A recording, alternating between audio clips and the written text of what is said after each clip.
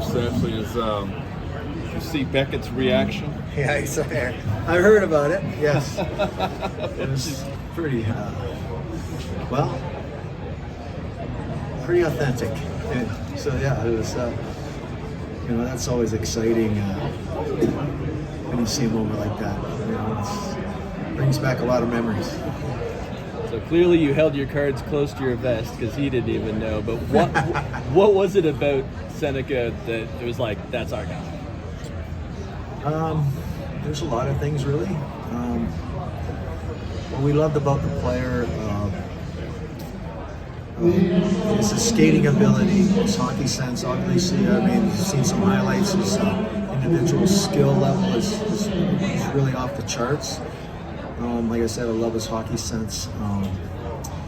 He's the type of player that can play any game on the ice, whether it's a physical game, it's a skilled game, or a fast-paced game. So that's what excited us about him, and that's why we picked him. Some teams see center potential in him, even though he played on the wing. Do you see it that way, or are you more than happy? No, we never really looked at him as a centerman. There's obviously that there's that ability to do it, but I see him more as a winger right now. But that's the one thing about this game; things can change. So right now, we just haven't penciled as a winger. You talked about it, the toolkit that he has at his size as well, and he's saying that he's still growing. Just how appealing is that? Well, I think there's a lot of, when you look at a player like him, there's a lot of upside. He's already possesses a lot of, elite skills. And so now it's just a matter of, like all these young kids, they just got to get in the gym and put some weight on, get stronger. What did you see in Stian Solberg to make you want to trade up for him? He's a throwback from a bygone era. I love how aggressive. I love how physical he is. I love there's an edge in his game that we really liked. And I've mentioned once already. I think he's a left shot Radko Gudas that's about 3 inches taller. What do you think his potential to be in the NHL? Well, definitely, we're probably viewing him as a top 4, shut down, just really hard guy to play against, in the future. You don't have any reservations selecting a Norwegian player? No, we watched him. I think what really, helped us was watching him play at the World Championships, and I think seeing him play against men, seeing him play against NHL players, he made a big impression on us. Had you been trying to trade up earlier, or was that something that came together at the last minute? No, we've been preparing for this for a while, just based on some of the teams that didn't have picks and that would look to get extra picks. So it was planned, but as there's lots of things that are planned, not a lot of come true. Happens. So this one happened, and we made the deal. Pat, Beckett's look when he was picked up you guys was a look of shock. Yes. Yeah. Did you notice? Did you look up and see? I did not. I did not. Did he express it to you? No, I haven't had a chance to talk to him yet, so I'm sure he will later.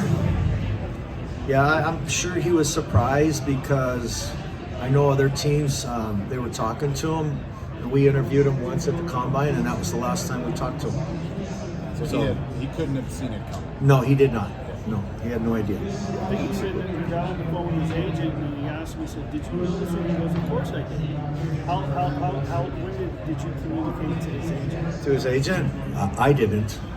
So, sometimes, those guys get feelings, and so, but I've never communicated to him that we were doing it. Is that one of the really cool draft moments?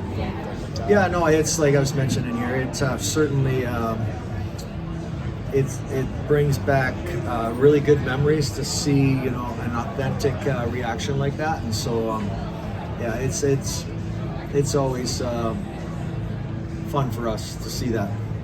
Go back to Stolber, just the fact that this is the first time you'll reach the draft in the first round. What do you think it means for a kid to be part of history?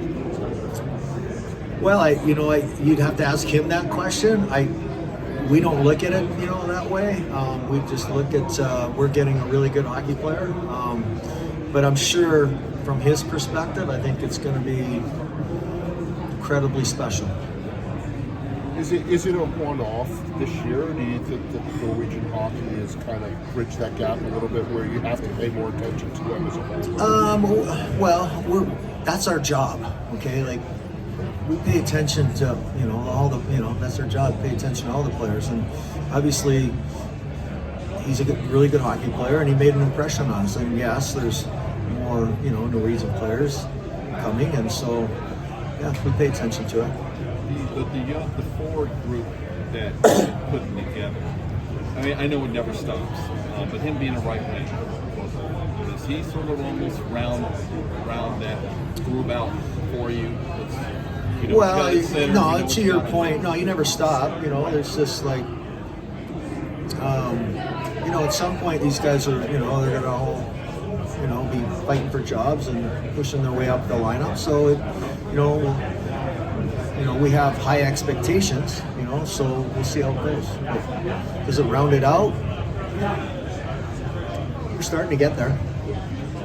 Last week when we spoke to Mark Madden, and he said that the list that you guys had for number 3, it was about 8 players. At what point did you guys kind of narrow it down to maybe a smaller number, or just to Beckett in general?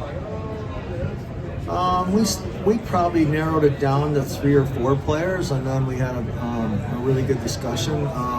There was other players that ended up getting pushed down for different reasons, and so near the end of the conversation, it really boiled down to 2, and it was a good discussion, and you know, finally we reached a consensus on Beckett. Did taking a forward at 3 impact your decision to go with the defenseman at 23? No, we just kind of followed our list, and